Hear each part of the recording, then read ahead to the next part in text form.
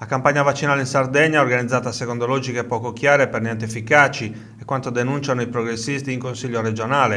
Il consigliere Massimo Zedda sottolinea come la Sardegna sia la penultima regione per somministrazioni effettuate, non si riesce a fare una prenotazione, non sono stati individuati spazi adeguati per le vaccinazioni, non sono stati coinvolti i medici di base e le farmacie. Non servono annunci, sottolinea Zedda, servono un'organizzazione trasparente e comunicazioni chiare per tutti. Non è possibile che migliaia di sardi, a iniziare dagli ultraottantenni, non sappiano da chi saranno chiamati e quando per avere il vaccino.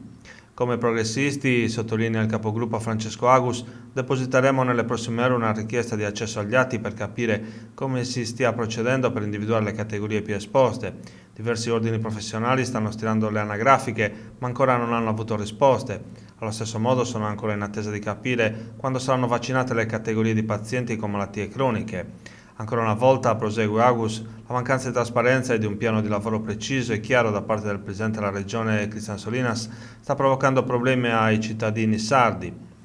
Tra le categorie indicate come prioritarie e non ancora coinvolte nella campagna ci sono gli insegnanti e il personale della scuola, ricorda la consigliera Laura Caddeo.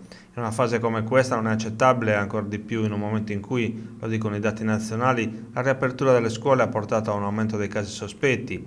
Anche nell'isola sono diversi gli istituti chiusi per le verifiche necessarie.